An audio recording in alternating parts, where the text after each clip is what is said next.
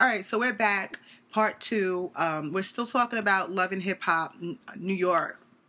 We Diamond Strawberry. Yeah. She's crazy. Yeah, and I think I know men like craziness, but there's some girls that are, we say they're crazy, but they're not really crazy. They just, and then there's some people that you look at them and you're like, I'm afraid of what she does. Yeah, what she's gonna do. She's not well. Because that whole blow up seemed so over the top. When she found out about his son, his child? I get her, she was mad, but they're coming from a both dirty slate to me. Yeah. So for her to like really, she almost she lost it. Yeah. I don't understand how she lost it so quick, given the circumstances. See, but part of me feels... And then she's, in her mind, she really thinks, in her definition, that whatever they had was a relationship. When you was only getting some when you were visiting him and he was visiting you. Because if you didn't know where he lived, and there are things that you weren't privy to, obviously, to me, I don't understand, any rational person would be like, okay, this is not really a relationship. But she really is stuck on this 2-year thing, to me. Yeah. None of what they seem to be interacting about seemed like a relationship at all. It just seemed like there was like a East Coast, like a bi-coastal thing. It's like when I'm in town, we get together. Yeah. But she flipped it as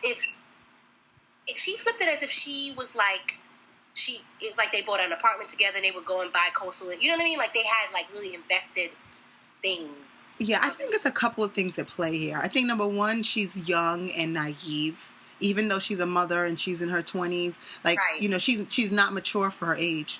I think she also, he's a very slick talker. I think if you or I met him, we'd probably see through his shit.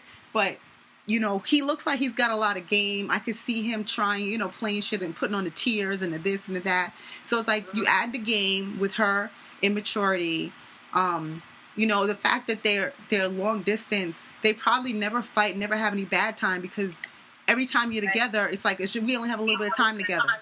So you're always on and everything is great. They're probably having great sex and he's whining and dining her. So she can kind of sweep a lot of the things that she doesn't know about him under the rug. Yeah, and any little problem, if you ever date somebody and like you covet the time that you have with them and you don't really focus on the negative or the stuff that you don't understand, it's so easy to sweep it under the rug. Because look at it. If you could keep your child from him, look at how much stuff can be kept from each other. And then she probably brought it up a little bit and he probably gave it a look and she's like, well, we only got 2 days together. Yeah, I don't want to argue. And then, you forget about it because then you miss him. But, when her mother spoke to him, then I saw a little bit of the apple don't fall far from the tree. Exactly. Because her mom was on some, he made some valid points. He was like, I don't remember what did he say to her? Something like, she just picked up and moved out here. She just showed up one day. She said, you didn't know? She goes, no, I knew when she said I'm out here. And bitch, you knew the same story because you were there talking about you just going to move. And when you came to New York, so you knew the same thing he knew. But then you over here talking about, well, you in a relationship. So my thing is, her mother either was trying to play him out or she was delusional herself. Right. Because your daughter and she's sitting here defending her daughter and that this chick ain't right in the head. Right. You've seen her probably go through different boyfriends. Yeah. And know her her MO. And I could only imagine the situation with her child's father, what that's all about. Right. So as her mother, you may not want to admit it to him, but don't sit there and defend your daughter as if she's so innocent, as if you guys had this real relationship where he was coming over for Thanksgiving dinner and all this other stuff. And he asked her to move out there and you heard it. And, you just don't defend her craziness. Right. So that made me feel like maybe this is something that's, it starts at home. Yeah, it always does. Yeah. The bottom of things. Because he even acknowledged his fault in terms of... He did. Well, I have a hard time committing. Yeah. My mom, he did it. He went briefly to... He goes, I know that's no excuse. Yeah. Because I know better and I know what I'm supposed to be doing. And if she gives me another chance, I'll make it right. But that's the angle I was coming from, which is why I did her dirty, which is wrong. Exactly. At least there was an explanation. Yeah, she didn't even want to hear none of that. But I think she just comes from wanting to lecture, like you said, and she's one of the people that it doesn't matter if her child is wrong or right. Yeah, that's true. She's there to be like, I'm down for her. which is a poor parenting style in itself. Yeah. You know, a lot of people like that too. Well, let me ask you this. Did you sort of the scene with his mother, when he was talking about his mother let him down, he started crying. Mm-hmm. Did you feel anything for him? Did you feel like it was bullshit? Like, what was your take on that?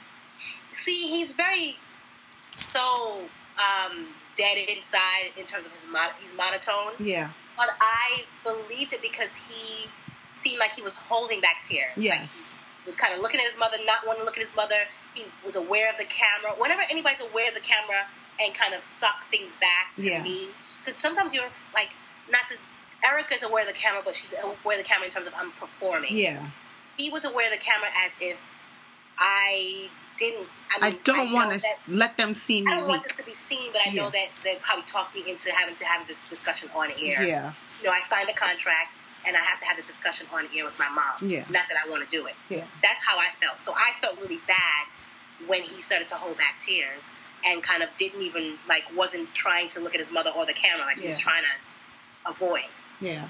And that's sad because I'm sure there's a lot of that where he, you know, and the fact that he said he knows better, because he could have just trumped it up on like, that's what you did to me, and that's how I'm, you know, almost like that's how I am, and that's how you made me. Yeah. He knows it's wrong. He's just struggling with how to fix it. Yeah, how to fix it. Yeah. Because that reminds me a little bit of Peter Gunn's when he was on the reunion last year. And I think Monique was the hostess. So the host, and he started crying, and it really looked real. Yeah. Like, and he put his sunglasses on, and he didn't want us to see him crying. Like, you felt his pain. Like, he knows he's a fucked up person, but he just doesn't know how not to be a fucked up person. Fix it, yeah. So that, I thought Cisco's situation, I thought it was real. I didn't think he was putting it on.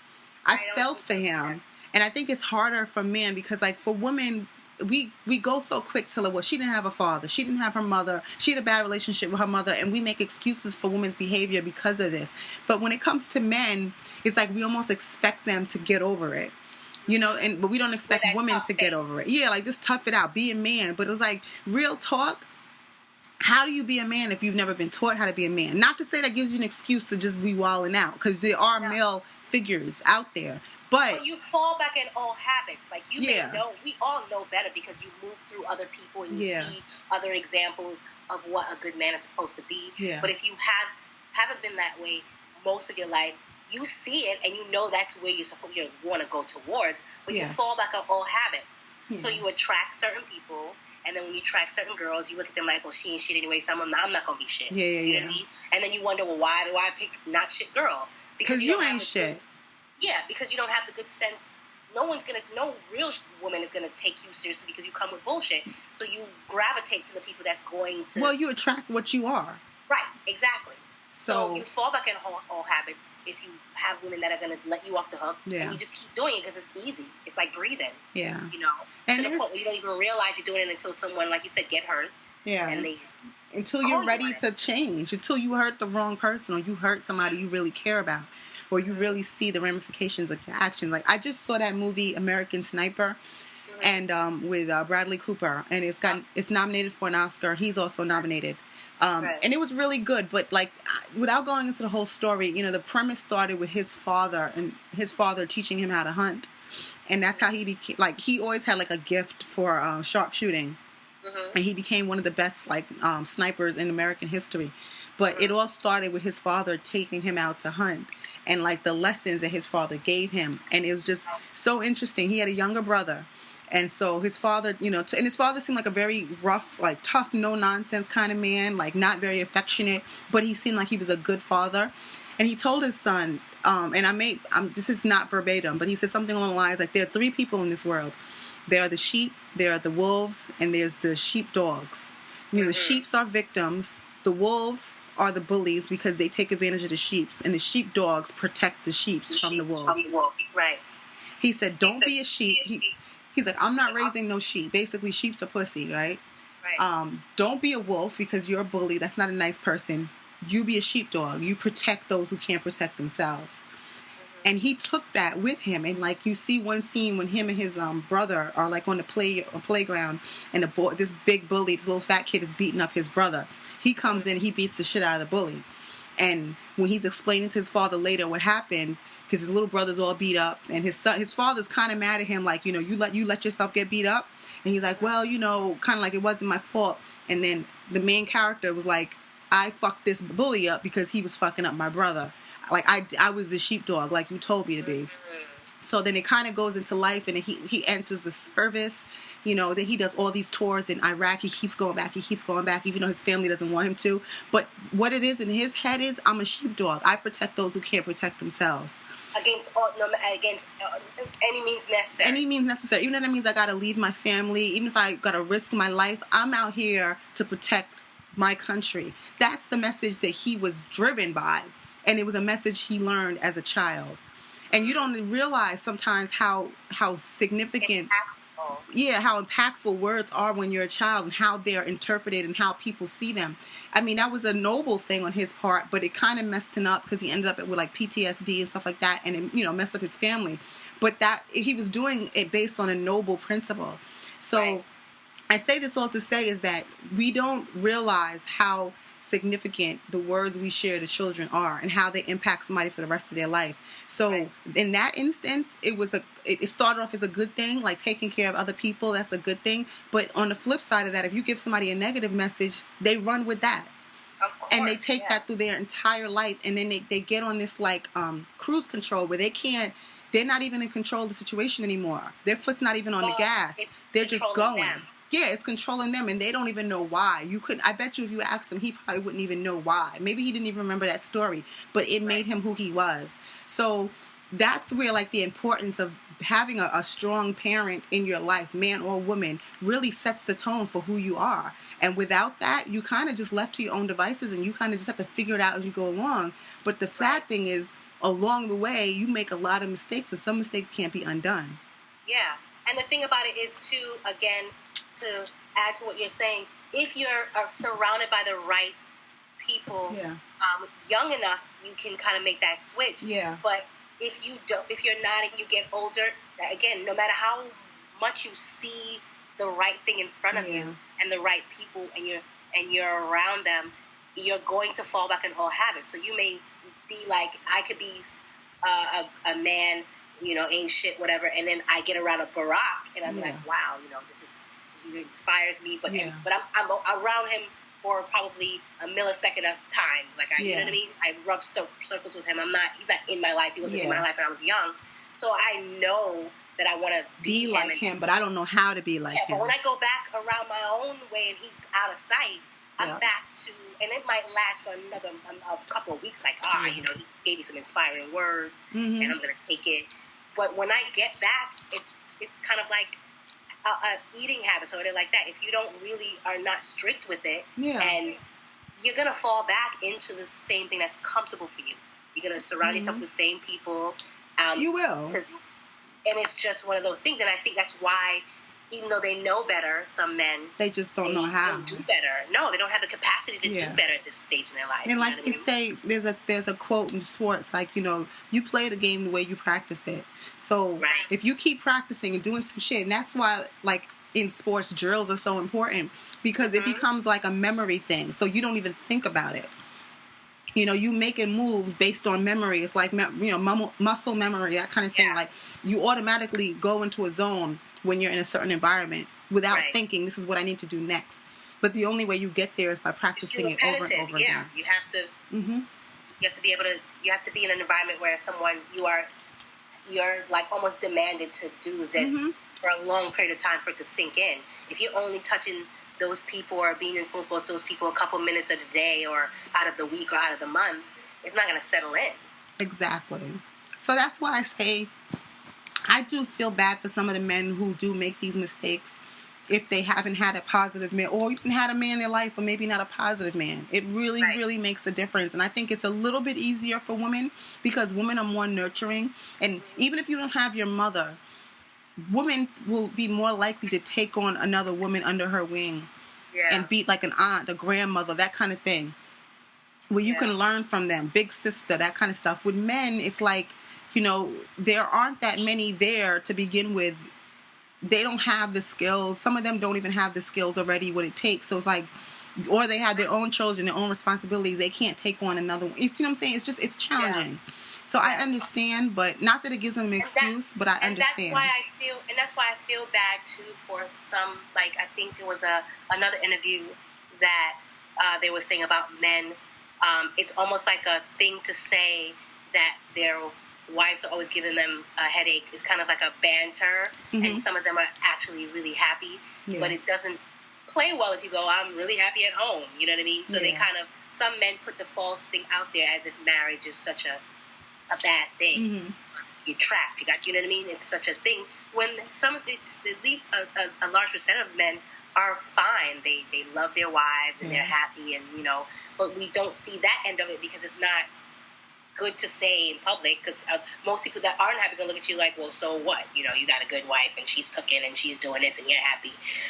Nobody wants to hear the good. It's the same way people talk about their children. You'd be like, oh, that's such a cute kid. Huh? You want them?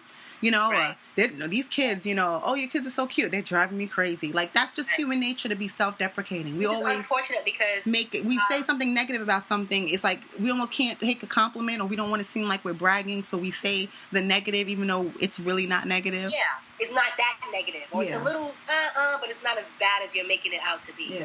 Yeah, I mean, and that's why it's unfortunate sometimes when I see those, like, relationship shows and someone's getting married or something like that, and then you got the guys on the end, especially in our culture, the guys on the end, they kind of almost, they're not as, like, I was comparing to, I had saw a clip of the Wahlbergs, and it was an episode right before there was a wedding of Jenny McCarthy and, I think, what's the guy's name? Donnie Wahlberg. Yeah, and he was so, and they've both been married before. Yeah.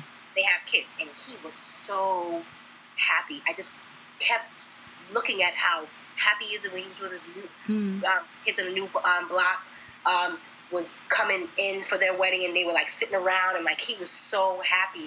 And I remember thinking, it's a rare thing to see, because if it was a black man, he'd be like, she entrusted him with a dress. He had to take a dress on some sort of cart, something, to take it to the place, and, like, he just seemed so happy and all in. When they were doing the rehearsal, he just was like, even when she was, like, fake walking down the aisle to see what she's gonna look like, he was like, oh my God, like, he was like a girl. And it's unfortunate to say that's a rare thing, because in our culture it's almost kind of like they're being dragged down the aisle. Even if they're happy, they have this stoic kind of, I'm a man. And, well, I think that some of that is age. I think that the older the man is, the less they care about how they're perceived, and the more. You don't think it's culture too? Well, yeah, I think culture definitely plays a part. Definitely plays a part. I don't think marriage is celebrated as much in the black community. No, it's definitely not. But I think that if you break down the black community, you'll look at the older men. They're more, because it's a more mature. Like, you know what? Just like this is always been my pet peeve about young black men. Like this whole I don't want to smile in pictures shit. Right. Like this, I'm a thug all the time. I'm such a thug, I can't smile. Like, and that used to make me so angry. And to me, like, when I would meet a black man, who would smile in a picture, as simple as that is, it speaks volumes to me, because it says that you are happy in the moment. You're happy with yourself. You see no need to try to be something you're not, or to try to portray some image just for whom. Like, it doesn't make any sense. But that's that thug mentality that I'm real. I'm from the streets. I don't even know what it is. I'm so far removed from it, I can't wrap my mind around it. But it's just things like that. Like a man, like you said, who will be happy, who participative in his wedding and all the events, and is proud to say that he's excited about it. That's such a breath of fresh air. And I don't want to be that woman who's like, you ever see like the top of the wedding cakes? It's like the bride and she's dragging the man. Like that's the cake topper. That shit's not funny. I don't think it's cute. Because I'm not dragging you. Because number one, you proposed to me. You know what I'm saying? Yeah. So you obviously you went be here. Yeah, you know what I'm saying. Yeah. So, but again, that's that whole cultural thing. Like, I'm really here, but I'm pretend like I'm not. Like, it's just it's a stupid. I don't want to be with, and that's when I watched that thing. I was like, I don't want to be with anybody that's not going to be as happy as that man is. Yes. To see me in a dress rehearsal, exactly, and to not want to lay down everything for me.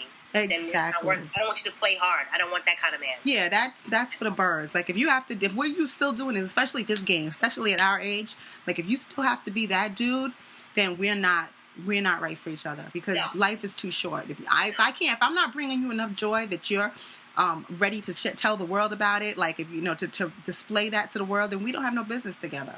It's that simple. Down the aisle. I want you to skip down that aisle. Skip your ass down the aisle. I'll meet you at the end. We're going to move on to the next part. I'm going to stop right here.